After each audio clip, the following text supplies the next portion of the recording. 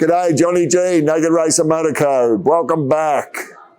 Look at these two amazing bikes. I'm sitting on a bike that's worth a serious amount of money.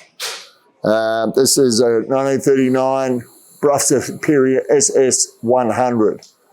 And these were made famous because when George Brough made these bikes, they were ridden and tested to 100 miles an hour, which back in the 20s and teens, that was a very, very quick speed. 60 miles an hour was a mile a minute, and that was regarded as very fast. Well, these did over 100 miles an hour, and each and every one of them was tested to prove that it did 100 miles an hour before it was delivered to the owner. So we've borrowed this bike from a very dear friend of ours. He's got quite a collection of Brough Superiors. He's definitely got the bug. And I just want to sort of touch on the history. Obviously, here at Naked Racer, we are the dealer for the new Brough Superiors, which we have an example here. This is an SS100 from 1939, and this is an SS100 from 2023. So you can see the differences and the similarities all at the same time. But I want to give you a little bit of a history lesson in case you're not familiar with it. But in April 21, 1890, George Brough was born in Nottingham. And he was born to a family who was a motorcycling family. His father made sporting motorcycles, racing motorcycles, and George soon joined the company. When he was old enough, he got the passion for building motorcycles, and he started a company in 1919 called Brough Superior, because he thought his motorcycles were superior to everybody else's. And indeed they were. So, he used all the best proprietary parts on the bikes, the best magnetos, the best carbies, the best forks, the best parts. And the sum of all those parts is what a Brough Superior is. And obviously got the attention of some quite famous people, including T.E. Lawrence or Lawrence of Arabia, who owned many of them. And he was the great adventurer of the time. And, Brough Superior taps into that history, that he loved them. And he was the man of the century back then. And if he rode them, they were good enough for everybody else as well. But you did have to have the money to buy them. They always have been one of the most expensive motorcycles on the planet. And when they were new, it was no exception. So anyway, that's enough of that. So he made the bikes until 1940. So I think an ageing George Brough realised that, there were some good manufacturers coming along.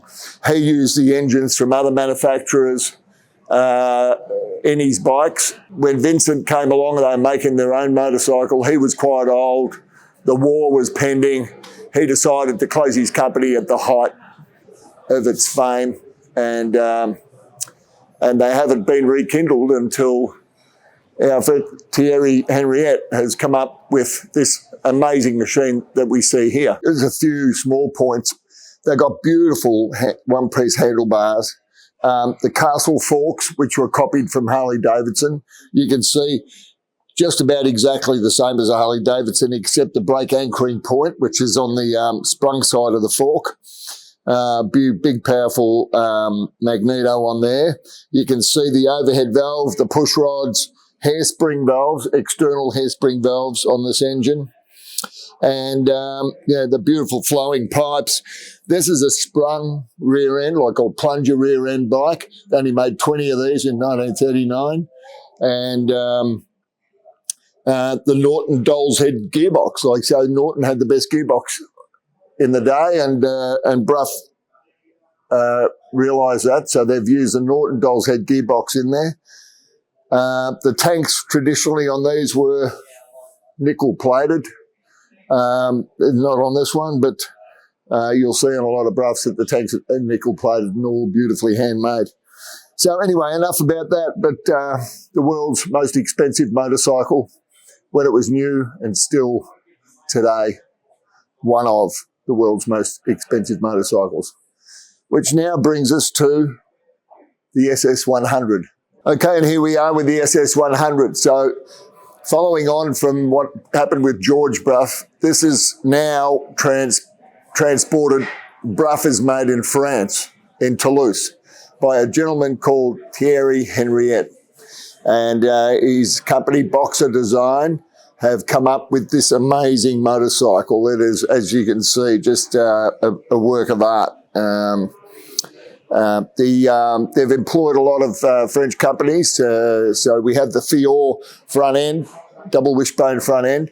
We have the Behringer 4-disc rotor brakes, all really amazing stuff. And as you can see, it's got the DNA of a Brough Superior. I think this is a great jump from there to there. And we all strongly believe that if George Brough was still alive and still making Brough Superiors, he would have arrived right here and the bike would look like this. Riding this bike is amazing. It's got a beautiful pulse to it. It's obviously a V-twin. It's an 88-degree V-twin, 4 valves per cylinder, and just a delight to ride. So what we're going to do is we're going to get it outside and we'll tell you a little bit more about it while I'm riding it down the road. See you out there. Okay, now before we go out for a ride on this beautiful machine, you'll see this is numbered. It's 110 out of 300, which is a limited edition run of this SS100. And I just love the colours on this. Is the traditional black with silver. It's got the aluminium straps holding the tank on. Beautifully made, the handmade tanks on these bikes. And you'll see on the side here, there's a signature of the guy that built the chassis. And on the other side, there's a signature of the guy that built the engine. And I think that's just a really good touch. You know who was involved. It's written down and it's forever. So it makes it more bespoke. Let's get out there anyway and have a look and see how it goes.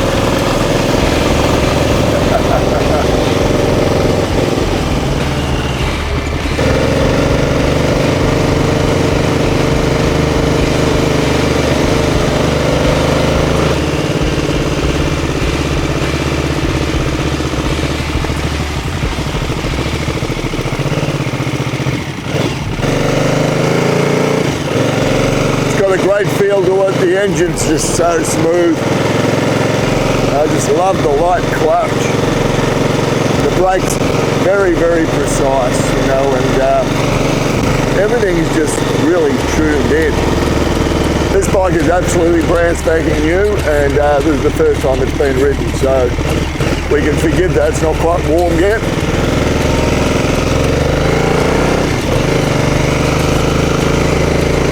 But just a great look, the cockpit, everything. It looks timeless. It looks like you're riding a Brough Superior.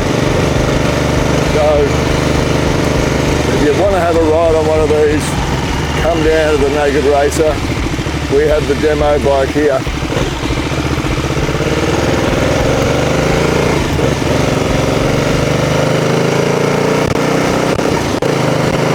See you again. Okay guys, and that was the story of the first Brough made in France. We've got another 5 that we're going to reveal in the next couple of weeks, so stay tuned. Now remember to like, follow and share, and we'll see you in the next one.